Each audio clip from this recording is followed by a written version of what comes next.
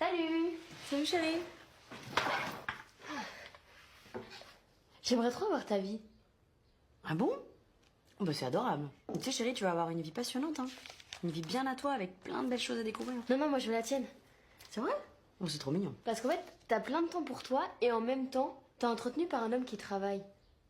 Mais je suis pas du tout entretenue Laetitia, j'ai un travail moi aussi. Ouais, t'as des occupations, mais si t'avais un vrai travail, t'aurais pas le temps de venir nous chercher, nous accompagner au sport, à la danse, aider à faire nos devoirs, faire du shopping, ranger la maison. Bah si chérie, tu vois, c'est incroyable, je fais tout ça et j'ai un travail à plein temps. C'est bizarre parce que la mère de Manon, qui est genre PDGR d'un truc, et ben Manon, elle la voit jamais, sa mère. Ah voilà, en fait, j'aimerais avoir la vie de Manon maintenant et la tienne quand je serai vieille.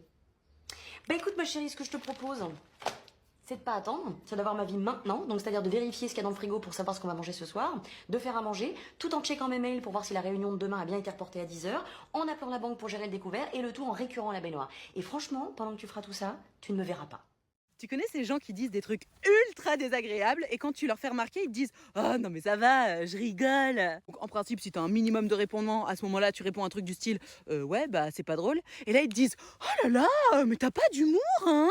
Alors pour ces gens-là, petite rectification, c'est pas que j'ai pas d'humour, c'est que je me respecte, voilà. Si tu dis quelque chose qui me blesse ou qui me heurte, non, je ne vais pas rire. Hein, et je vais pas te faire croire que c'est drôle juste pour te faire plaisir. Non. D'ailleurs, au passage, petit conseil, si tu veux rire avec moi, essaie plutôt de dire des choses qui sont drôles.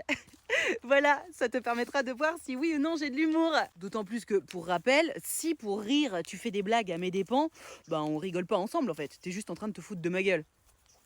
Bon, c'est limite, tu vois. Et j'en profite pour préciser que la moquerie, d'une manière générale, c'est pas sympa. Et si c'est fait de façon répétée, bah ça s'apparente quand même à du harcèlement. L'air de rien. Donc voilà, à tous ces gens qui rigolent, bah si vous le faites tout le temps, vous êtes peut-être des harceleurs en fait. Les filles, parfois, vous nous mettez la pression, faut le savoir.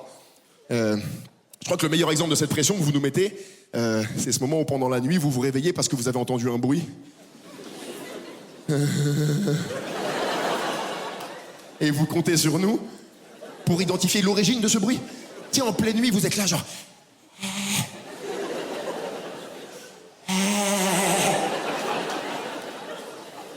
J'ai entendu un bruit, va voir. Traduction, meurs à ma place. C'est ton rôle. Je veux vivre. Et tu sais...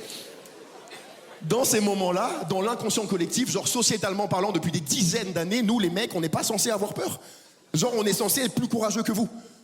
Mais moi je vais être très honnête mesdames, à ce moment précis, tous les mecs ça fait 15 minutes qu'ils sont réveillés. Parce que le bruit on l'a entendu en premier. Ça fait 15 minutes qu'on est comme ça. Tu dors ?